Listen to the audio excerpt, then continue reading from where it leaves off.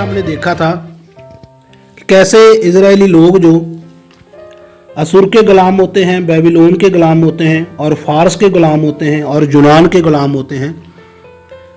तो अगर आपने पिछली वीडियो नहीं देखी है तो पहले देख लें, क्योंकि हम लड़ीवार जो वीडियो को डाल रहे हैं ताकि हमको पूरी समझ लग सके। पिछली वीडियो का जो लिंक है वो नीचे दिया हुआ है, उसको आप देख लेना। तो पिछली वीडियो में जब हमने देखा कि फारस की गुलामी और फारस की गुलामी के समय जो पुराना नियम है उसका अंत हो जाता है। अंत मतलब मलाकी की किताब जो आखिरी है वो फारस के समय लिखी गई थी, और उसके बाद परमेश्वर किसी से कोई बात नहीं करता और ना ही परमेश्वर का कोई नबी सामने आता है। तो ये 400 वर्ष का समय है जिस समय परमेश्वर किसी से बात नहीं करता। मतलब मलाकी किताब से लेकर मत्ती की किताब का समय है जो, इसके बीच बीच परमेश्वर किसी से कोई बात नहीं करता। और जो इजरायली लोग हैं वो यूनान के गुलाम हैं, और यूनान की जो गुलामी है और यूनान का जो राज्य है वो इसी 400 वर्ष के समय में ही है। और जब परमेश्वर किसी से कोई बात नहीं करता है, उधर जो यूनान का राजा है सिकंदर महान, वो यहूदियों की जितनी रीति है सभी रीतियों को ख़त्म करने में लगा हुआ है, और मंदिर की जो रीति हैं उनको भी ख़त्म करने में लगा हुआ है। और इसी समय 400 वर्ष के बीच बीच एक ग्रुप सामने आता है जो जिसको हम फरीसी करके देखते हैं। और फरीसी, सदूकी और असीनी ये सभी इसी 400 वर्ष में सामने आते हैं, क्योंकि हम जब उत्पत्ति से लेकर मलाकी तक पढ़ेंगे तो किसी भी किताब में हमें फरीसी, सदूकी और असीनी नहीं मिलेंगे। लेकिन जैसे ही हम मलाकी की किताब को छोड़ते हैं और मत्ती की किताब में जाते हैं, मत्ती का सुसमाचार में जाते हैं, तो हमको ये सभी मिलते हैं उधर, ये सभी उधर मिलते हैं। तो ये कहाँ से आए? ये इसी 400 वर्ष में सामने आते हैं। इनकी आने की वजह क्या थी? क्योंकि परमेश्वर किसी भी नबी से बात नहीं कर रहे हैं, और इन लोगों को यूनान से आजाद करने के लिए कोई भी परमेश्वर किसी भी राजा को या नबी को या किसी भी मनुष्य को परमेश्वर सामने नहीं लेकर आता है। तो ये अपने आप ही क्या करते हैं, फरीसी लोग जो सामने आते हैं, इनका जो एक ग्रुप बन जाता है, और ये ग्रुप मकब्बी के साथ रल के अपने इजराइल को आज़ाद करते हैं। और 100 साल तक जो इजरायली लोग हैं वो आज़ाद रहते हैं इजराइल में, और उसके बाद फिर रोम आता है। लेकिन रोम के आने से पहले पहले ही ये काफ़ी ग्रुप हैं जो सामने आते हैं, जिसमें आज हम 3 ग्रुप देखने के लिए जा रहे हैं, और बाकी आगे भी हम अगली वीडियो में भी देखेंगे। फरीसी, ऐसा माना जाता है कि दमनकारी यूनानी राज के बाद आए। यहूदी हेस्मोनियन राज के वक्त कई यहूदी सामने आए, जैसे फरीसी, सदूकी और असीनी। लंबे समय चलने वाले यूनानी राज की यूनानीकरण की नीति के कारण कुलीन वर्ग और आम लोगों में फैल रहे यूनानी प्रभाव से तंग होकर साधारण लोगों में से निकलकर फरीसियों की स्थापना हुई। तो ये इनके सताव के कारण ये लोग फरीसी लोग जेड़े इनका एक ग्रुप नया स्थापित होता है, और इनका काम था कि जो आम लोग हैं उनको जो यहूदियों की रीति थी और मंदिर की रीति थी उनके साथ जुड़े रखना। क्योंकि बहुत सारे लोग हैं जो, जैसे हम सदूकियों को देखेंगे आगे, सदूकी हैं जो वह यूनानीकरण के साथ सहमत हो गए थे और बोलते थे ठीक है। ऐसे बहुत से लोग हैं जो यहूदियों का रीति रिवाज था और मंदिर की रीति थी, सभी रीतियों से मुंह फेर रहे थे। इसीलिए ये ग्रुप शुरू होता है, और ये ग्रुप उनको वापस उनको परमेश्वर की जो रीतियां थी, मंदिर की जो रीतियां थी, यहूदियों की जो रीतियां थी, उसके साथ जोड़ने के लिए इन्होंने एक अपना समुदाय बनाया था। फरीसियों की स्थापना इसलिए हुई ताकि लोगों को यहूदी रीति रिवाजों के अनुसार जीना सिखाया जाए। उनके मुख्य कार्य में यह शामिल है कि वह आम लोगों में व्यवस्था की शिक्षा दें और उसके अनुसार अपना जीवन जीना सीख सकें। फरीसी शब्द का अर्थ अलग किए हुए होता है। शहरों और गांवों में फरीसी धर्म का समर्थन निचले वर्ग के लोगों में आता है।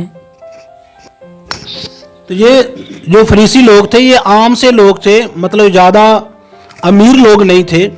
तो जब हम इसको आगे जाकर देखते हैं, जैसे हम मत्ती का सुसमाचार है उसमें ही देखते हैं, तो वहाँ हमको ये फरीसी लोग मिलते हैं, लेकिन मलाकी की किताब में नहीं मिलते हैं।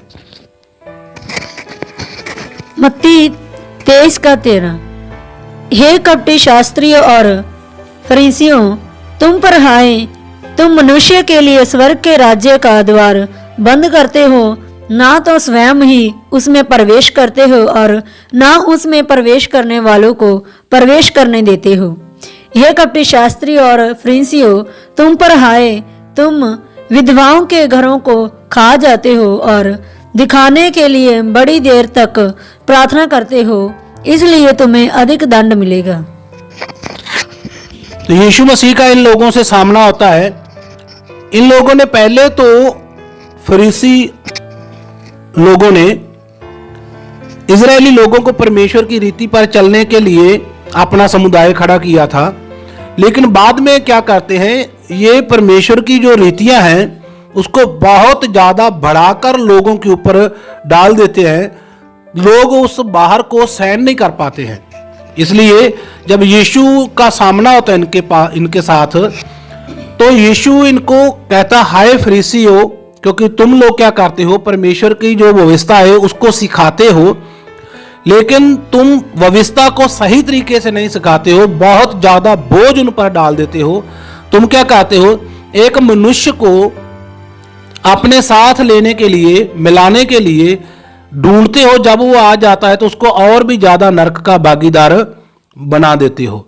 तो ऐसा करके यीशु का इन फरीसी लोगों से सामना होता है। तो हम देखते हैं मलाकी की किताब तक नहीं मिलते हैं, लेकिन जैसे ही हम मत्ती का सुसमाचार में पहुंचते हैं तो हमको फरीसी मिलते हैं। सदूकी।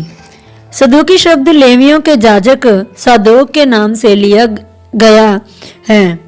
सादोक नाम का यह जाजक राजाओं दाऊद और सुलेमान के वक्त का प्रधान जाजक हुआ करता था। तो आगे देखते हैं हम सदूकी। सदूकी भी परमेश्वर को मिलते हैं, यीशु मसीह को मिलते हैं। और जब हम सदूकियों को आगे यीशु के बलिदान के बाद परमेश्वर की कलीसिया में देखेंगे तो वहां भी हमको सदूकी मिलते हैं। तो शायद सदूकी शब्द जो ऐसे सामने नहीं आता है, लेकिन जैसे इनके कार्य हैं, कार्यों से समझ लगता है कि कलीसिया को सताने वाले और कलीसिया को वापस जो मंदिर की गतिविधियां हैं उनको करने के लिए सदूकी, फरीसी और असीनी लोग आम ही कलीसिया में जाकर उनको गुमराह करते थे।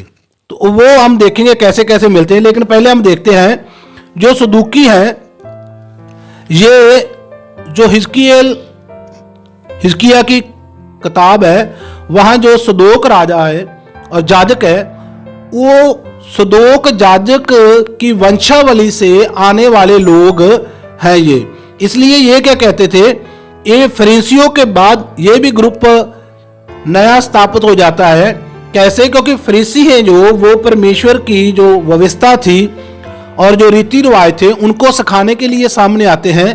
तो ये भी सोचते हैं कि हम भी क्यों पीछे रहे, क्योंकि हम तो जाजक की वंशावली से हैं, इसलिए हम कभी भी पीछे नहीं रहेंगे। तो एक ग्रुप और जड़ा स्थापित होता है। तो ये सदोक जाजक की वंशावली से ये है। हिजकिय्याह नबी के दर्शन में भी इसी परिवार के वंश के लोगों को यहोवा परमेश्वर के लिए सेवा करने के लिए कहा जाता है। हिजकिय्याह 43 का 19। अर्थात लेवियन याजक लोग जो सदोक की संतान हैं और मेरी सेवा टहल करने को मेरे समीप रहते हैं, उन्हें तू पाप बलि के लिए एक बछड़ा देना परमेश्वर यहोवा की यही वाणी है। तो हमने देखा कि जैसे जो परमेश्वर की रीतियां थी, मंदिर की रीतियां, उसको करने के लिए जब सदोक राजा को कहा जाता है और उसी का जो परिवार है और सदोक राजा है जो, वही परमेश्वर की जो रीतियां है उसको पूरा किया करते थे। तो सदूकी लोग है जो, ये लोग आम लोग थे। सदूकी लोग जो अमीर लोग थे, बहुत ज्यादा अमीर थे, इनके कारोबार अच्छे थे। सदूकी मत प्रधान याजकों, अमीर वर्ग और व्यापारी लोगों का एक पंथ था जो आबादी में अमीर लोग होते हैं। यह लोग यूनानीकरण के प्रभाव में आए हुए थे। तो जो फरीसी थे वो यूनानीकरण से निकलना चाहते थे, लेकिन जो सदूकी थे ये अमीर थे। और असल में क्या था कि ये यूनानीकरण में, और जो यूनान का राजा सिकंदर महान था, और ये यूनान की रीतियां थी और जो यूनान की पूजा थी उसमें सहमत थे। ये लोग सहमत थे। इनका क्या कहना था कि हम है तो याजक की वंशावली से, हम परमेश्वर की जो रीतियां हैं उसका पालन भी करेंगे, हम सिखाएंगे भी, लेकिन हम यूनानीकरण है जो यूनान की जो रीति रिवाज हैं उनमें भी हम सहमत हैं। इसीलिए इन दोनों के बीच में काफी झगड़ा रहता था और काफी समय तक ये झगड़ा रहा था। यह आमतौर पर रोमी हाकिमों से अच्छे रिश्ते रखते और यहूदी धर्म में परंपरावादी विचार रखने वाले होते थे। फरीसी धर्म के लोगों के साथ इनका लंबे समय तक टकराव और मतभेद रहा है। सदूकी लोगों का मुख्य प्रभाव यहूदी मंदिर और उसकी जाजकी विधियों पर था। तो हमने देखा कि इन दोनों का जो आपस में काफी झगड़ा था, और जब इन दोनों का झगड़ा रहता है और इन दोनों के झगड़ों की वजह से सामने एक ग्रुप और आता है, उसका नाम है असीनी। ये असीनी लोग सामने क्यों आते हैं? क्योंकि इन दोनों की आपस में काफी जो लड़ाई रहती थी, तो इनके दोनों के लड़ाई के कारण असीनी लोग सामने आते हैं। एक अपना समुदाय, नया समुदाय जो वो शुरू करते हैं। असीनी नाम का एक तीसरा मत भी था जो दोनों मतों फरीसी और सदूकी से तंग होकर शुरू किया गया। यह मत यह सोचता है कि बाकी के दोनों मतों ने मंदिर और यरूशलेम शहर को खराब कर दिया। इस मत के लोग यरूशलेम शहर से बाहर निकल गए और सन्यासियों का जीवन व्यतीत करने लगे। यहाँ वह व्यवस्था के हुक्मों की सख्त पालना करते थे।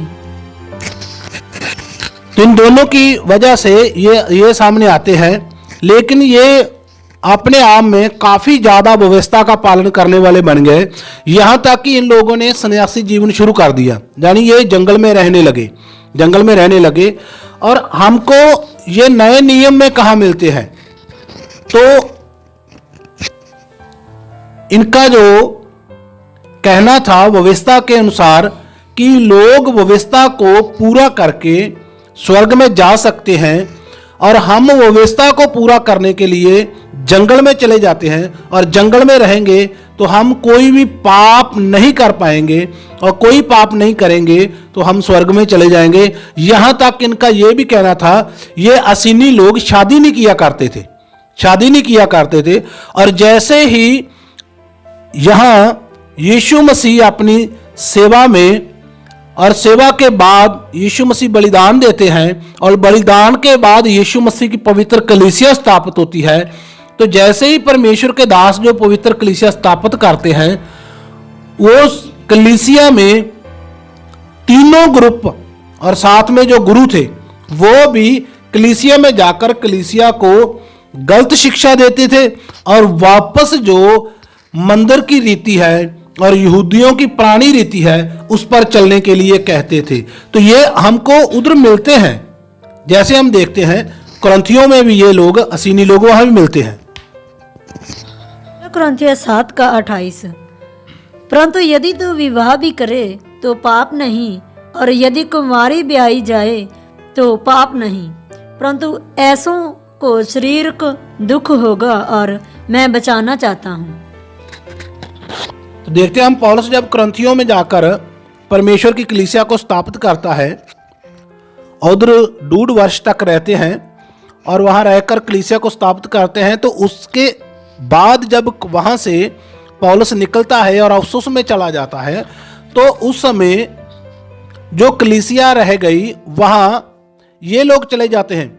सदूकी भी उधर है, जो एक आदमी है जिसको पौलुस बोलता है कि अपने में से शेख दो, जो अपने पिता की पत्नी लेकर आता है, वो भी माना जाता है कि वो सदूकी था, क्योंकि सदूकी काफ़ी अमीर होते थे और वो व्यवस्था का अच्छी तरह से पालन करने वाले होते थे। इसीलिए सदूकी लोग हैं, जो सदूकियों में से वो आदमी था एक। और उसमें हम देखते हैं असीनी लोग परमेश्वर की कलीसिया को ये कहते थे कि आप बेशक यीशु को ग्रहण किया हुआ है, बेशक आप इस बात को मानते हैं कि यीशु ने आपके पापों को उठा लिया है, लेकिन फिर भी आपको शादी नहीं करनी चाहिए, क्योंकि शादी करना एक पाप है और शादी के बाद जो भी होता है वो सब पाप है। तो ऐसा करके असीनी लोग क्या करते हैं, कुरिन्थिया की कलीसिया को जाकर बोलते हैं। और जैसे हम इसको